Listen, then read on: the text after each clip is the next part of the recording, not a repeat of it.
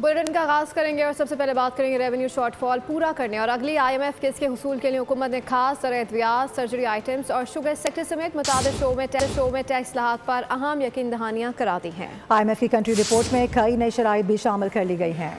Revenue shortfall पूरा करने के लिए FED लगाने का फैसला, शुगर सेक्टर से सस्ना वापस, सर्जरी आइटम्स और हाई वैल्यू प्रोडक्ट्स पर इजाफी टैक्सेस की तैयारी। IMF की कंट्री रिपोर्ट के मुताबिक रेवेन्यू शॉर्टफॉल पूरा करने के लिए खाद और ज़राई अद्वियात पर 5% FED लगाने की यकीन दहानी करा दी गई। शुगर आइटम से इस्तिस्ना खत्म करके स्टैंडर्ड सेल्स टैक्स आयद होगा, जबकि सर्जरी आइटम्स पर भी नए टैक्सेस के इकदाम करना होंगे। FBR ने जरूरत पड़ने पर मजीद टैक्स लगाने की हामी भी भर ली। IMF ने सरकारी इदारों के कवानीन में तब्दीली के लिए आइंदा बरस अगस्त की डेडलाइन दे दी है। सिर्फ यही नहीं, आपको बताएं कि IMF ने पाकिस्तान की ताज़ा स्टाफ कंट्री रिपोर्ट जारी करते हुए ये बात वाज़ेह कर दी है कि रवा माली साल माशी तरक्की और महंगाई दोनों हुकूमती अहदाफ से कम रह सकते हैं, जबकि अगले साल माशी रफ्तार की बेहतर होने के इम्कानात मौजूद हैं।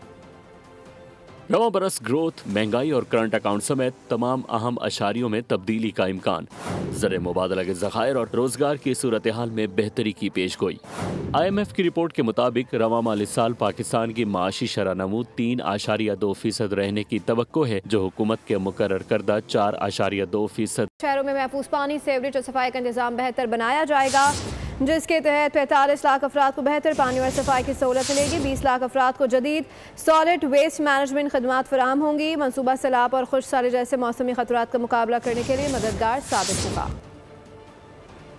अहम खबर है, आपको बताएं कि पाकिस्तान स्टॉक मार्केट में कारोबार के आखिरी रोज़ पहले सेशन की बात की जाए तो रुझान मुस्बत देखा गया है। इसके अलावा ट्रेडिंग के दौरान इंडेक्स में 722 पॉइंट्स का इजाफा भी रिकॉर्ड किया गया है। इसके साथ साथ हंड्रेड इंडेक्स 1,69,297 पॉइंट्स पर ट्रेड हो रहा है। पाकिस्तान स्टॉक मार्केट में कारोबार के आखिरी रोज़ पहले सेशन की बात की जाए तो जो सेंटिमेंट्स हैं वो काफ़ी पॉजिटिव नजर आए हैं, क्योंकि ट्रेडिंग के दौरान इंडेक्स में 722 पॉइंट्स का इजाफा रिकॉर्ड किया गया है।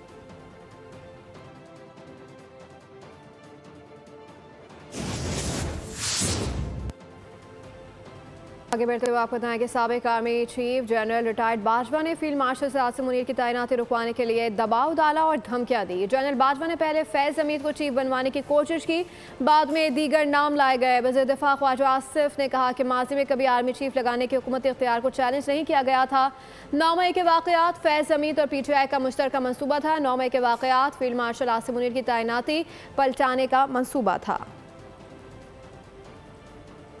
आपको अपडेट कर रहे हैं इस हवाले से। साबिक army chief general retired Bajwa ने फील्ड मार्शल से आसिम मुनीर की तैनाती रुकवाने के लिए दबाव डाला और धमकियां दी। जनरल बाजवा ने पहले फैज़ हमीद को चीफ बनवाने की कोशिश की, बाद में दीगर नाम लाए गए। वज़ीर दिफा ख्वाजा आसिफ ने कहा है कि माजी में कभी आर्मी चीफ लगाने के हुकूमती इख्तियार को चैलेंज नहीं किया गया था। 9 मई के वाक़यात फैज़ हमीद और PTI का मुश्तरका मनसूबा था। 9 मई के वाक़यात फील्ड मार्शल आसिम मुनीर की तैनाती पलटाने का मनसूबा था।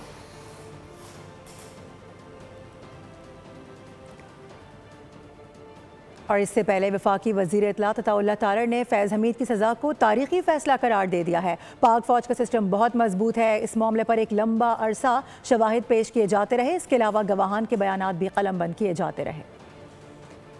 मैं ये समझता हूँ कि हक सच की फतह हुई है। ये बात रोजे रोशन की तरह आया है कि जनरल फैज हमीद PTI के पॉलिटिकल एडवाइजर बन के काम कर रहे थे और बाद रिटायरमेंट जब उन पे कदगन थी कि वो सियासी सरगर्मियों में हिस्सा नहीं लेंगे, तो उन्होंने ना सिर्फ सियासी सरगर्मियों में हिस्सा लिया बल्कि मुल्क में इंतशार फैलाया, मुल्क के अंदर जो है वो बगावत को फरोग दिया। तो मैं ये समझता हूँ कि ये एक इंसाफ पर मबनी फैसला है, हक और सच की फतह है।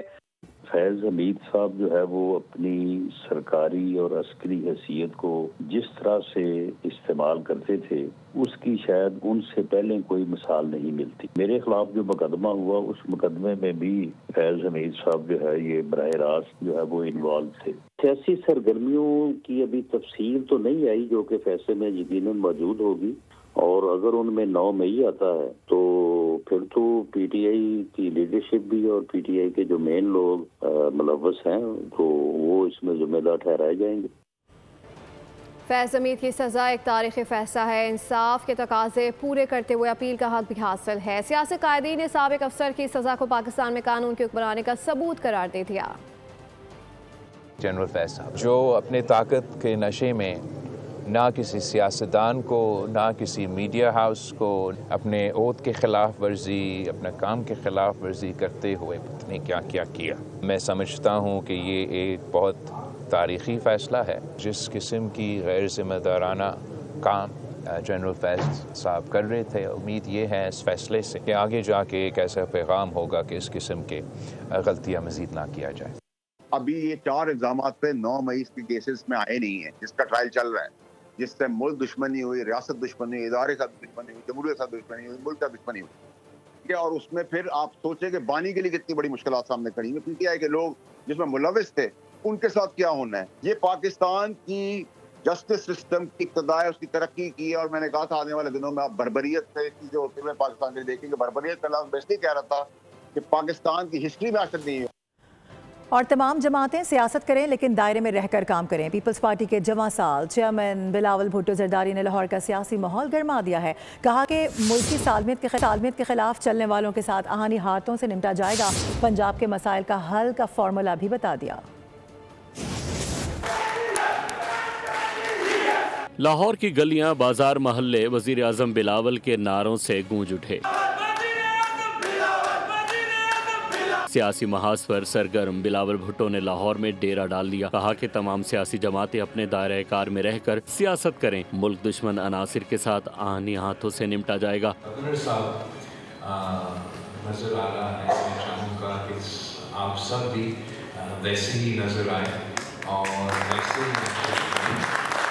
बिलावल भुट्टो ने कहा कि खुद पंजाब की गली गली, मोहल्ले मोहल्ले में जाऊंगा और लोगों के मसाइल हल करने की कोशिश करूंगा। जियाले भी खुद को तनहा न समझें। बिलावल भुट्टो जरदारी ने गवर्नर हाउस को अवामी गवर्नर हाउस में तब्दील करने पर खिराज तहसीन पेश किया।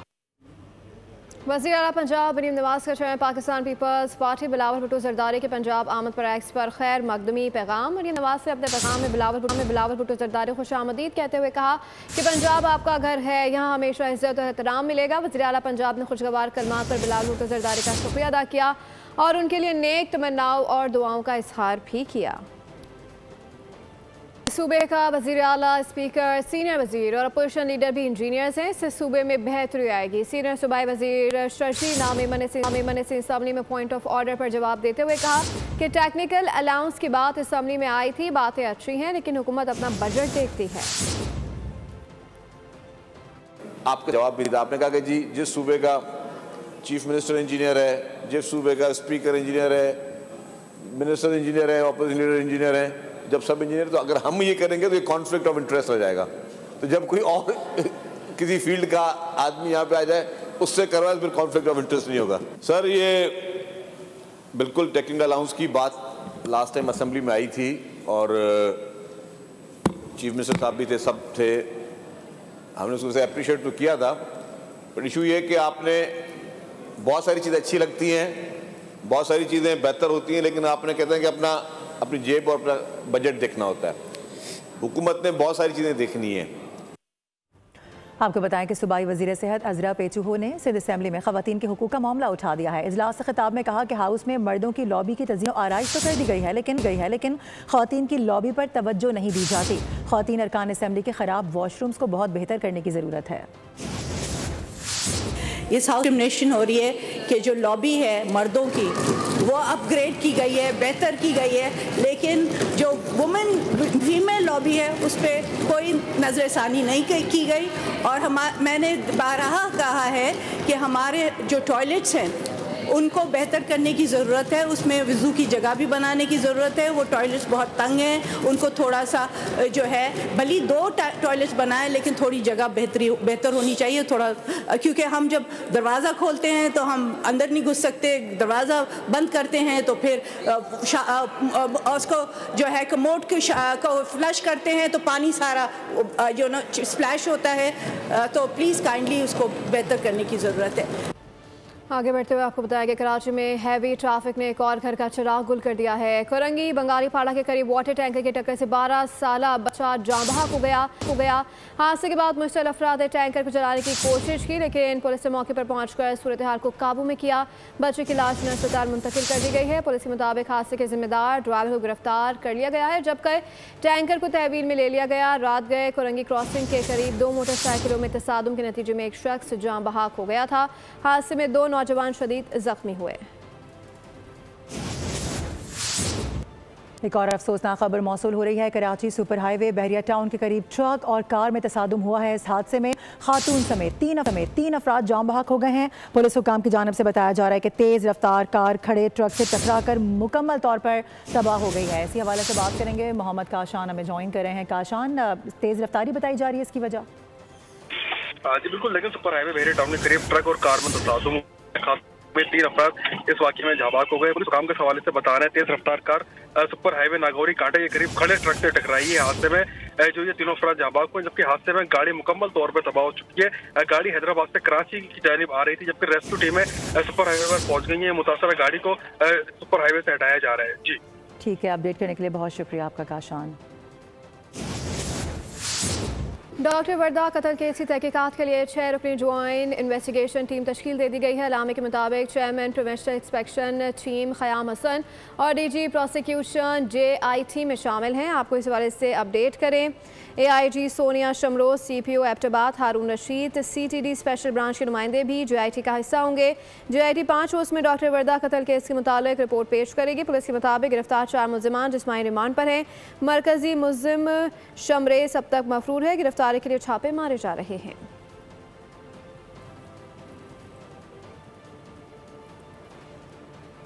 रबीर जानिए महकमा सेहत के मुलाजमीन का गैर कानूनी तिबी सरगर्मियों में मुलव्वस होने का इंकशाफ। वज़ीर सेहत सिंध डॉक्टर अजरा फजल की ज़ेर-ए-सदारत इजलास बताया गया है कि नर्सिंग, पैरामेडिकल और सपोर्टिंग स्टाफ कच्ची आबादियों और देही इलाकों में गैर कानूनी क्लिनिक्स चला रहे हैं। वज़ीर सेहत ने डिस्ट्रिक्ट हेल्थ अफसरान समेत मेडिकल सुपरिटेंडेंट को खत लिख दिया। Directorate general health services Sindh का तमाम DHOs और MS को भी मरासले जारी किए गए। हेल्थ अफसरान और मेडिकल सुपरिटेंडेंट से 15 रोज़ में तहरीरी रिपोर्ट तलब कर ली गई। दीगर खबरों की जाने बढ़ेंगे। आपको बताएं कि हैदराबाद में आटा 20 रुपये किलो महंगा हो चुका है, जिसकी वजह से गंदम की कीमत में मुसलसल इजाफा देखा जा रहा है। वहीं पर मौजूद हैं ब्यूरो हेड हैदराबाद इरफान आराई, उनसे बात करेंगे। इरफान बताएगा क्या डिटेल्स हैं। जी, में आटे की कीमतों में मुसलसल इजाफा हो रहा है, जिस पर आम शहरी जो हैं वो परेशान हैं। ताहम जो मुनाफाखोर माफिया है वो भरपूर तरीके से आवाम की जेबें काटने में मसरूफ़ है। इस वक्त हमारे साथ शहरी मौजूद हैं, हम उनसे जानते हैं। आटे की कीमतें मुसलसल बढ़ रही हैं। अब 120 रुपये किलो, 20 रुपये का इजाफा किलो पर। भाईजान, ये तो दिन ब दिन हर दुकानदार की अपनी ना मनमानी है। जिसका अपना दुकान जो इसका कोई भी रेट हो अपनी मनमानी से दे रहा है। कोई 520 का दे रहा है, कोई 600 का दे रहा है, कोई 800 का दे रहा है। इस तरीके से कहानी चल रही है। जी, गुफ्तगू आपने सुनी। गंदम की कीमतें ब्लैक मार्केट में बढ़ती जा रही हैं, जिसकी वजह से जो चक्की ओनर्स हैं उनका कहना है कि कीमतें आटे की बढ़ाना मजबूरी है, क्योंकि गंदम की कीमत में मुसलसल इजाफा हो रहा है और सरकारी गोदामों से गंदम जारी ना होने की वजह से इसमें मज़ीद इजाफे का इम्कान है। आला मरियम नवाज के विजन के तहत शहरियों को घर बैठे इंदराज की ई-रजिस्ट्रेशन की सहूलत मैसर आएगी।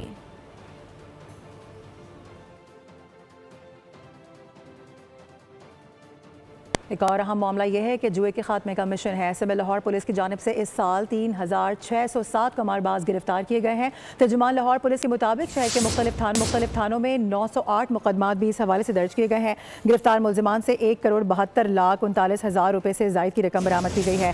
CPO लाहौर बिलाल सिद्दीक ने जुए के अड्डों पर इंटेलिजेंस बेस्ड ये रेड्स जारी रखने का हुक्म दे दिया है। इसके साथ साथ ऑनलाइन जुए की रोकथाम के लिए जदीद टेक्नोलॉजी से मदद ली जाएगी। महकमा प्रोसिक्यूशन की मुआवनत से जुए के मुकदमात को मंतकी अंजाम तक भी पहुंचाया जाए, ये हिदायत भी जारी की गई हैं। अब ये जानिए, ब्रसल्स में वफाकी वज़ीर दाखिला मोहसिन नकवी और राखिया मनसब जनरल अब्दुल अमीर अल-शमरी के दरमियान अहम मुलाकात हुई है। दो तरफ़ा ताल्लुकात और ज़ायरीन की सहूलत के लिए इक़दाम पर तफसीली तबादला ख्याल किया गया।